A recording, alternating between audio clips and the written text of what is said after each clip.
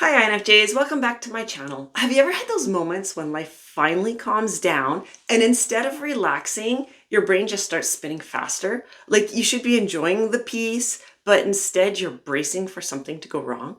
Your body feels so tense, your thoughts are racing like an uncontrolled toddler running around the house, and somehow calm becomes more uncomfortable than chaos. If you're an INFJ or neurodivergent INFJ, this might not be overthinking. Oftentimes we will say we're just overthinking. It might be just how you're wired. And in today's video, we're going to unpack why calm doesn't always feel safe for INFJs, even when there's nothing technically wrong. There's nothing wrong going on, but we just don't feel safe. We're going to talk about why our hyper-awareness and pattern detection can trap us in rumination mode. And I'm going to share a story, my own personal story, where this showed up for me. I'll also give you a tool that you can start using right away that really helped me bring my system back into a place of safety and rest. So if we haven't met before, welcome to my channel. My name's Trina. I'm an INFJ and I'm also autistic. I created this channel because I wanted to help people like myself feel seen, heard, and understood.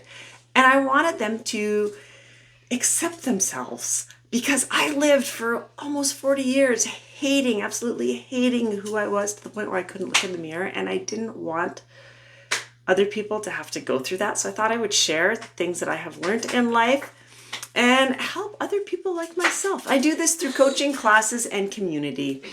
So welcome to my channel. I hope you find it helpful. If you're returning, welcome back. I invite you, if you haven't yet, to like this video and subscribe to my channel. I would appreciate the support. That support helps me be able to come back and do these videos for you. Just to let you know, my son is in the room with me today. He's home. It's a weekend while I'm recording this. So if you hear noises, that's probably him, or it could be one of the dogs. Who really knows, right? There's always something going on. All right, so let's get into this. Why INFJs can't shut off their inner radar. So here's the thing. We are natural pattern detectors.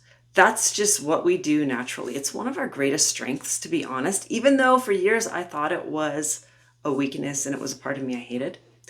We don't just hear words, we hear the tone underneath them. We don't just walk into a room, we scan it emotionally and automatically. We do this without even thinking.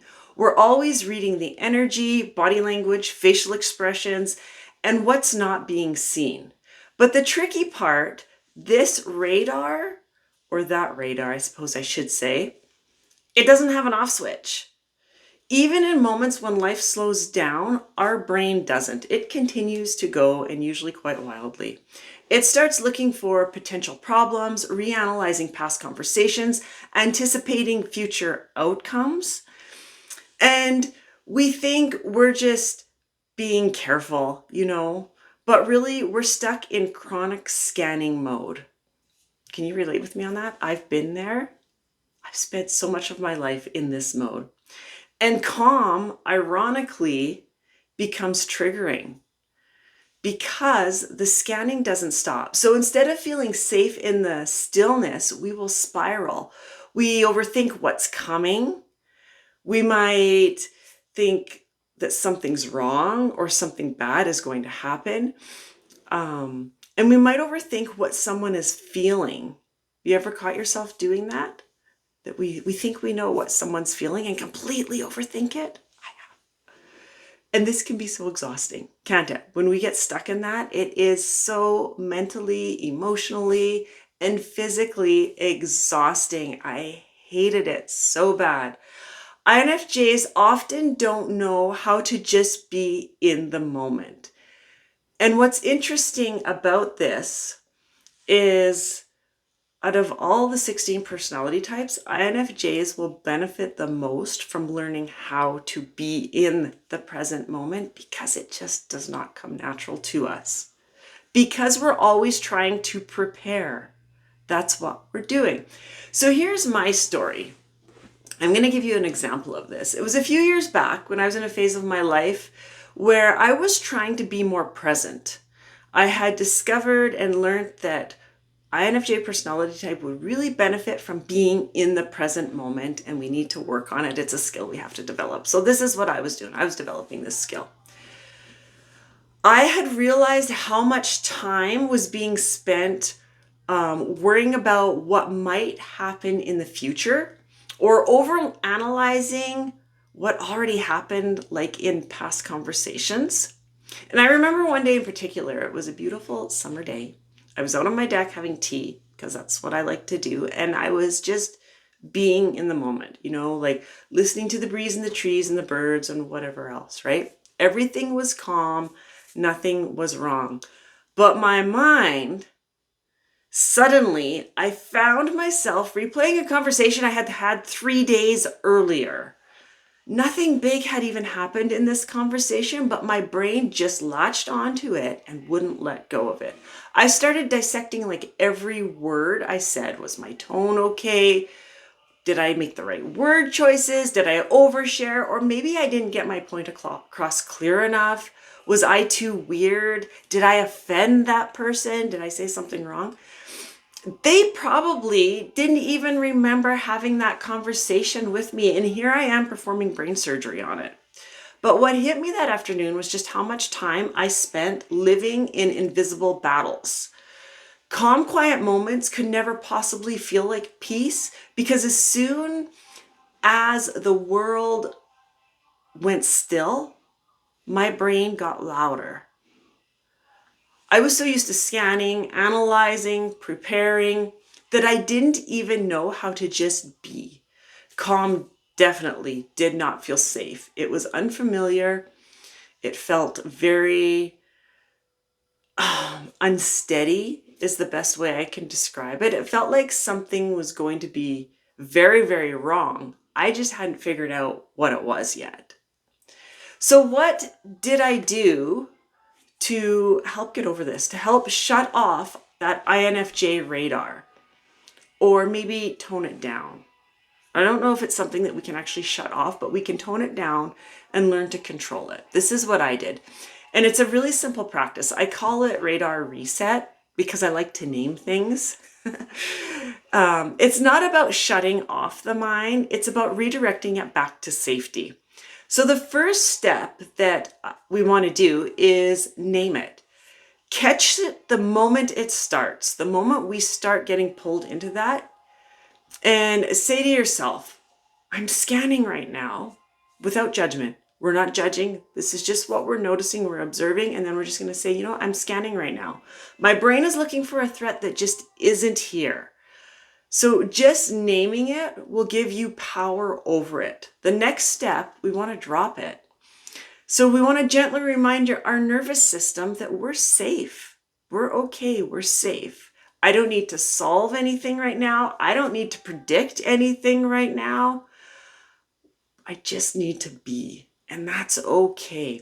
You can help your body believe this by doing something physical, because we can say that all we want, but our body and our nervous system might be like, no, this is wrong. So this will help ease it into it and help it believe that, okay, you know what? Maybe we are safe by doing something physical, such as like unclenching your jaw. I tense right up. So for me, like my shoulders are like way up, and I'll like drop them and do some stretches. Just exhaling slowly, some deep breathing. I use that one quite often. Pressing your feet to the floor, just noticing how that feels, the pressure. Or, and this is one of my favorites, I do it all the time, and I taught my son to do it, is placing your hand over your heart and breathing deep and just reminding yourself, I am safe, I am okay, I am loved. I didn't make those 3 statements up or little phrases up either. That was thanks to Mel Robbins. I learned that through her. So it's not mine, but it works really good. So I suggest using it because I use it all the time. And I even will do it because I will get this way in a store, especially if it's busy, and I'll catch myself and I will do it in a store. I may not say it out loud. I may say it out loud. It depends how bad I'm spiraling, but I just, it's not weird to put your hand over your heart, take a few deep breaths, and you can just say it inside your brain, inside your mind's eye, if you're spiritual, that I am safe, I'm okay, I am loved. Now the next step 3, is return to the now. So pick one thing around you and to ground you. Something soft, maybe feel something soft. I like carrying crystals with me because I've packed them lots, and I'll like just hold them in my hand and I'll pay attention to what they feel like. Like this one, usually they're smooth. This one's got little grooves in it. So I really like this one because it does have more of a different texture than just being smooth. Or simply notice 3 colors in the room that you're in. Notice 3 colors. Say out loud what you see or hear. Now, you don't have to like blurt it if you're out in public. You could just, whisper it to yourself. Another thing I like to do is I like to notice. My goal is to notice 3 things that I've never noticed before, and I try to make them either amazing or beautiful, or interesting. Just 3 things that I've never noticed before. Even something as simple as petting your dog or holding like a warm mug. You just boil water and put it in your mug. You don't even have to make yourself the beverage. Can bring you back into the moment. It's really easy to get back into the moment by doing these things. This helps slow the radar because you're not feeding it with fear anymore. This practice doesn't erase hyper-awareness because it's something that we just naturally do, but it teaches our system that not every moment needs to be decoded. Over time, it builds safety and your mind can finally calm down. Your mind will calm down and allow you to just soak up that peace when we finally get it in our life. So if you've been craving a place where you don't have to explain yourself, explain why your brain works this way, I've created a community for INFJs and neurodivergent INFJs like us. It's completely off social media. It's safe, it's supportive, and it's designed for people who think and feel a little bit deeper than everybody else, like us, right? It's designed for the deep thinkers and the deep feelers like us. Inside, we have monthly connection circles, workshops, there'll be guest speakers coming in, and it's just a space that you can be in without having to mask or decode everything. So if you're ready for that kind of support, the link's in the description of this video. Come and have a look at it and give it a try and see if it's for you. So there is nothing wrong with you for not trusting peace. Your nervous system was shaped in chaos and uncertainty for the most part. Most INFJs, this is what has happened. And calm might actually feel unsafe at first. But with time and the right tools, calm can become your new baseline. It is possible to switch this around. I've done it. I was a walking fearful mess a few years ago where everything scared me. Everything. I was scared of absolutely everything. I just wanted to just be in my house and not even peek outside the door. The world doesn't always get how deeply we feel or how exhausting that inner radar can be. But here at my channel, you're understood and you're not alone. So thank you for joining me. Again, I invite you, if you haven't yet, to like this video, subscribe to my channel. I'd appreciate the support. Feel free to share this video. The more times it's shared, the more INFJs we get to help, and that's what it's all about. And again, if you're interested in my community, the link is in the description of this video. I will see you again with another video by request. My next video, this is going to be an interesting one. I've never done one on this topic, but I'm excited to. And this topic really hits me deep. So I'm going to be a little bit vulnerable and it might be emotional, but you're probably wondering, well, what's the topic, you crazy woman? Okay, the topic is why losing a pet hurts so much for INFJs. It's going to go deeper than you think. It is so fascinating. When this request came in, I looked at it and I'm like, you know what? I can do this. I totally know how this person feels because I lost my boy in November, which wasn't that long ago. Okay, anyway, that's my next video and I'm really excited to do it for you. And I hope to see you there. I'll see you soon. Bye for now.